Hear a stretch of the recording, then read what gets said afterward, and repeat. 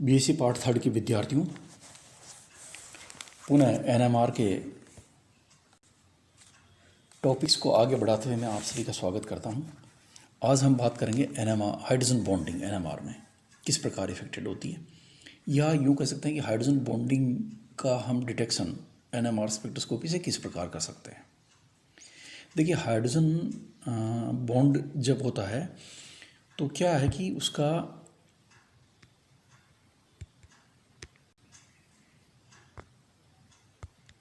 यहाँ देखिए आप इसमें कि ये संकेत जो हाइड्रोजन बॉन्डिंग की वजह से प्राप्त होता है कि आपको यहाँ मिलेगा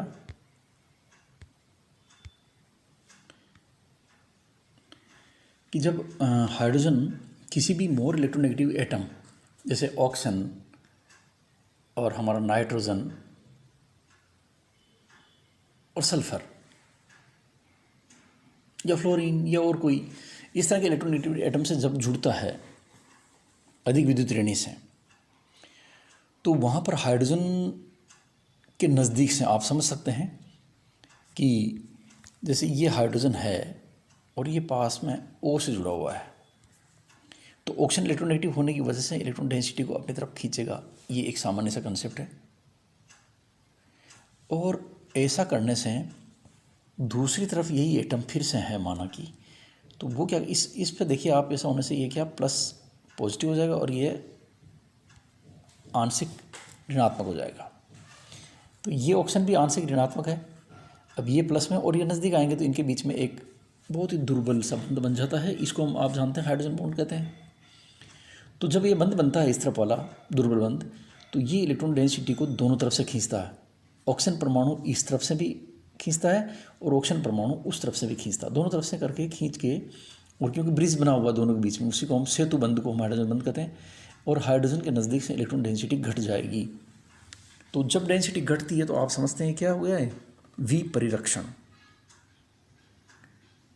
विपरीक्षण की हम डीशील्डिंग जिसको हम कहते हैं उसी की बात कर रहे हैं हम। और विपरीक्षण होने पर आप समझते हैं कि उसके चारों तरफ की इलेक्ट्रॉन डेंसिटी घट जाएगी, तो विरोधी चुंबकीय क्षेत्र घट जाएगा। और रिजल्ट क्या होगा कि वो बड़ी आसानी से उसका अनुनाद, नाभिकीय चुंबकीय अनुनाद हो जाएगा। और इसका तात्पर्य है कि संकेत निम्न क्षेत्र TMS से इस तरफ निम्न क्षेत्र में संकेत पहुंच जाएगा, या अधिक डेल्टा मान पर पहुंच जाएगा। डेल्टा मान अधिक हो जाएगा, तो जितना अधिक परिरक्षण होगा डेल्टा मान बढ़ जाएगा और TMS से उसका संकेत उतना ही दूर जाएगा। इसको हम कहते हैं लो फील्ड, निम्न क्षेत्र की तरफ जाता है संकेत, यानी आसानी से वहाँ पर अनुनाद हो जाता है। तो ये बात हम जानते हैं। अब देखिए, NMR के द्वारा हम इसी बात को देखना चाह रहे हैं। एक तो सबसे बड़ी बात तो ये होगी कि NMR में जब खींच रहा है तो डीशील्डिंग हो रहा है, और अगर नहीं खींच पाता है तो वहाँ कोई शील्डिंग डीशील्डिंग का कंसेप्ट नहीं होता। तो इस आधार पे NMR के दो प्रकार होते हैं, हम जानते हैं, अंतः अणुक और अंतराणुक। दोनों को आप अच्छे से जानते हैं। अंतः अणुक में क्या होता है कि एक ही अणु के दो भाग के मध्य जो बॉन्डिंग होती है उसको हम कहते हैं अंतः अणुक हाइड्रोजन बॉन्डिंग। जैसे उदाहरण के लिए देखिएगा, ये हमारा बेंजीन रिंग है और ये O और H फिनोलिक समूह है, और यहाँ पर ये C डबल बॉन्ड O और ये OH है, यानी कार्बोक्सिलिक ग्रुप है।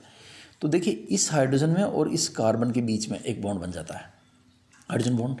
क्योंकि देखिए, ये भी इलेक्ट्रोनेगेटिव ऑक्सीजन और ये भी इलेक्ट्रोनेगेटिव ऑक्सीजन, ये तो डायरेक्ट लिंकेज है, और ये नज़दीक आने की वजह से इसके अंदर एक दुर्बल बंध बनता है। इसको हम हाइड्रोजन बॉन्ड कहते हैं। ये कहलाता है अंतः अणुक H बंधकता। और अंतराणुक में तो आप जानते हैं, अंतराणुक में जैसे आप एग्जाम्पल लें किसका, यह इधर आपका ये हाइड्रोजन है और ये फ्लोरीन है, और फिर ये वापस हाइड्रोजन आ जाएगा और ये फ्लोरीन आ जाएगा, और इस तरह से ये सिलसिला जो है चलता ही रहेगा आगे से आगे। तो इस प्रकार का बंध जो होता है अंतराणुक, इंटरमोलिक्यूलर, दो मॉलिक्यूल के बीच में होता है अंतराणुक। तो अंतराणुक और अंतराणुक दो प्रकार की हाइड्रोजन बंधकता होती है। मैंने अभी आपको और फिर से क्लियर कर दिया, जिनको डाउट है। बाकी आप अच्छे से जानते हैं इन चीज़ों को, बहुत सारे एग्जाम्पल हम दे सकते हैं इस क्षेत्र में। तो अब देखिए, सांद्रता को अगर आप कम करते हैं या ज़्यादा करते हैं तो इनमें से किस पर असर होता है, आप ध्यान से सोच के बताइए। कि आपने तनुता कर दी, डाइल्यूट कर दिया सॉल्यूशन को। फॉर एग्जांपल आपने सैलिसिलिक एसिड लिया, जिसका एग्जांपल मैंने अभी आपको दिया था, OH और COH ग्रुप बेंजीन वाले के साथ में।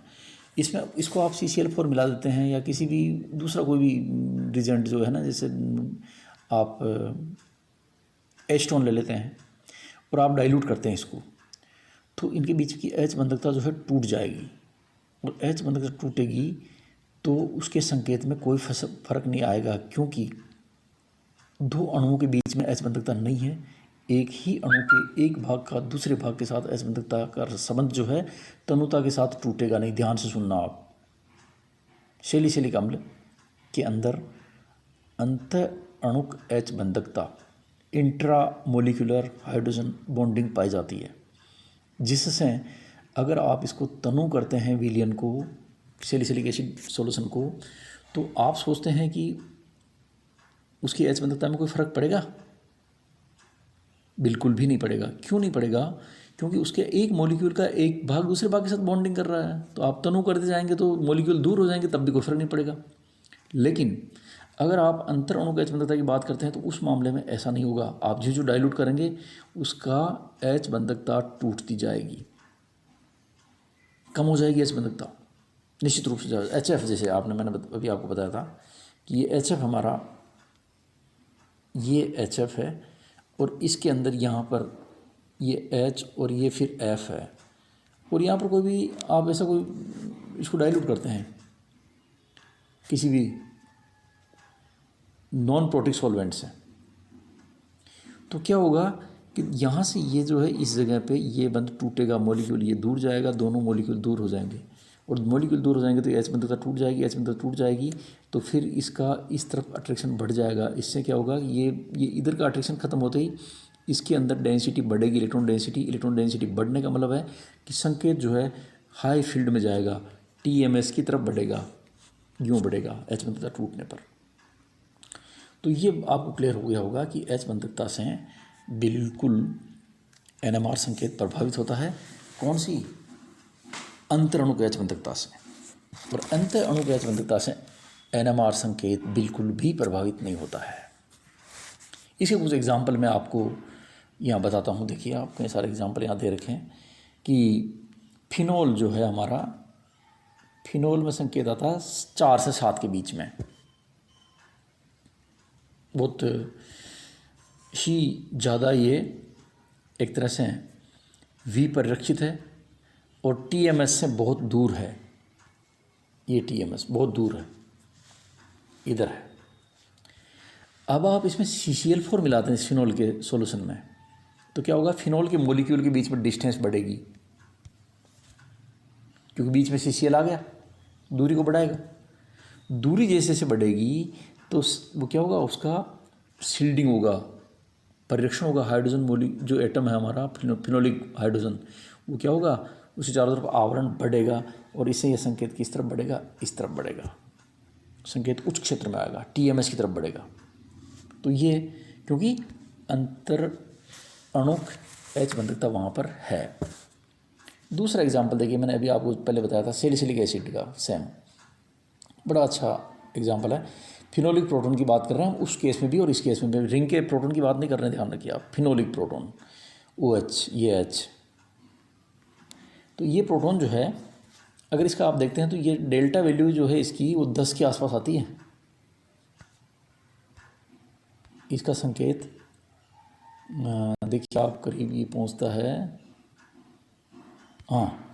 10.04 पे। तो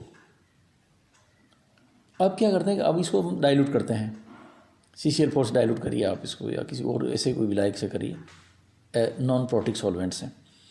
तो आप देखेंगे कि इसके मान में, संकेत में कोई भी अंतर नहीं आएगा, कोई विस्थापन नहीं आएगा। ये जहाँ है संकेत वहीं आएगा। अब भी 10.4 पे आएगा, और स्ट्रॉन्ग सॉल्यूशन था तब भी 10.4 पे ही आएगा। तो ये इसकी आप खासियत ले सकते हैं। एक चीज़ और बहुत ही इंटरेस्टिंग है, देखिए इनोल जो होता है इन प्लस ओल, देखिए ये इन प्लस ओल है, ये तो हो गया इनोलेट करके आप एक चैप्टर ऑर्गेनिज्म में पूरा उसको हम पढ़ेंगे आगे। ये तो है ओल और ये है कीटोन, कीटोन है और इधर में आपका एल्कोहल है। और जब एल्कोहलिक ग्रुप बनता है तो यहाँ देखिए आप ईन बन रहा है, डबल बॉन्ड हो, इस जगह डबल बॉन्ड आ रहा है ना। तो इस डबल बॉन्ड को तो हम कहेंगे ईन और ये ग्रुप हो गया ओल, इस कारण से हम इसको कहते हैं ईन प्लस ओल, इनोल। तो कीटो इनोल चलाव होता है को आप जानते हैं, कई सारे एग्जाम्पल इसमें हमने कर दिए। देखिए आप इस तरह से कि ये जो बीच में CH2 ग्रुप जो होता है, ये CH2 ग्रुप एसिडिक नेचर का हो जाता है क्योंकि ये स्ट्रॉन्ग इलेक्ट्रॉन विड्रॉइंग ग्रुप के बीच में फंसा हुआ है, इधर भी और ये इधर भी, ये दोनों बहुत ही स्ट्रॉन्ग इसको खींचते हैं।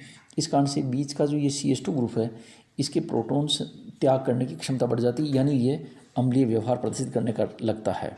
और ऐसे हम इसको कहते हैं हम रिएक्टिव मैथिलीन ग्रुप, सक्रिय मैथिलीन समूह। और इसी पर आधारित एक इनोलेट का पूरा एक यूनिट मिलेगी आपको पढ़ने को इसी ऑर्गेनिक में। तो ये देखिए आप क्या करता है कि दो प्रकार की इसकी सिचुएशन हो सकती है कि ये OH भी आ सकता है इधर में और वापस ये OH वहाँ से टूट के यहाँ लग सकता है, तो ये कीटोनिक ग्रुप हो गया, कीटो और इनोल।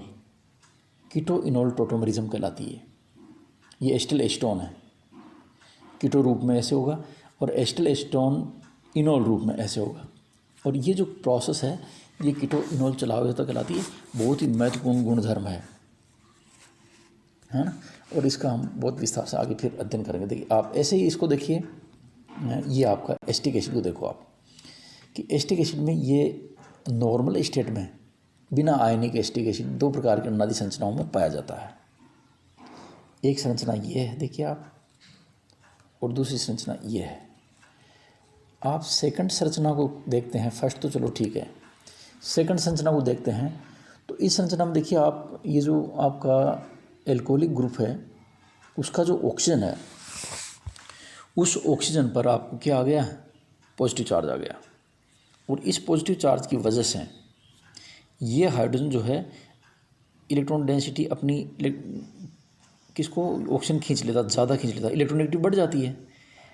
देखो न्यूट्रल ऑक्सीजन की तुलना में पॉजिटिव ऑक्सीजन की इलेक्ट्रोनेगेटिविटी बहुत ही ज़्यादा होती है, पीरियोडिक टेबल की अपनी रेंज को पार करके आगे निकल जाती है, इतनी उसकी इलेक्ट्रोनेगेटिविटी बढ़ जाती है ऑक्सीजन की।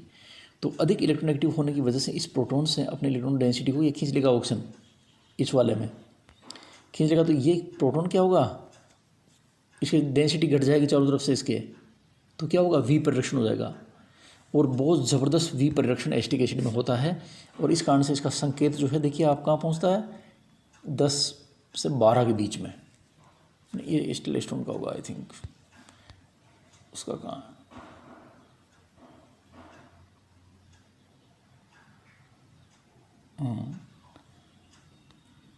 कार्बोक्सिलिक अम्ल, हाँ बिल्कुल कार्बोक्सिलिक अम्ल का ही है। 10 से 12 करीब पहुँच जाता है, लगभग यही ऐसा ही वहाँ उसका होगा। देखिए 10 से 12 के आसपास पहुँच जाता है। बहुत ही ज़्यादा V परिरक्षण हो गया इसका, बहुत निम्न क्षेत्र में पहुँच गया, TMS से बहुत ही अधिक दूरी पर चला गया है, क्योंकि प्रोटॉन इसका जो है बिल्कुल खुला हुआ है। इस कारण से इसमें अगर हम देखें तो आप प्रोटॉनों की बात करें इनोल रूप में, कितने प्रकार के प्रोटॉन देखिए, A, B, C और D, 3 प्रकार के प्रोटॉन हैं। और तीनों का माहौल अलग है। देखिए आप एक नहीं कह सकते। इस D के नज़दीक में देखिए ऑक्सीजन डबल बॉन्डेड है और इस A के नज़दीक में ऑक्सीजन सिंगल बॉन्डेड है। C ऑक्सीजन, ये B वाला O से जुड़ा हुआ है, जबकि C वाला डबल बॉन्ड और सिंगल बॉन्ड के बीच में फंसा हुआ है। तो 4 प्रकार के यहाँ पर चार भिन्न प्रकार के प्रोटॉन हो गए। और इन चारों के जो स्पेक्ट्रम है वो अलग अलग जगह संकेत आएंगे। सबसे अधिक शिल्डेड इसमें जो हम कह सकते हैं वो है आपका, एक तरह से आप A को और D को लगभग समान, देखिए A और D में ज़्यादा फर्क नहीं है।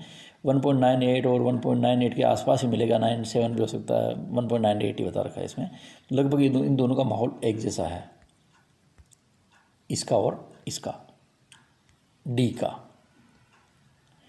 अब आप बात करें C की, तो C का देखिए संकेत आएगा आपको बीच में आएगा, ज़्यादा मतलब ये भी डीशिल्डेड है क्योंकि sp2 कार्बन के साथ जुड़ा हुआ है, तो इसी का आएगा, सी का बताया नहीं किधर है, हाँ ये रहा 5.5 पे आएगा सी का।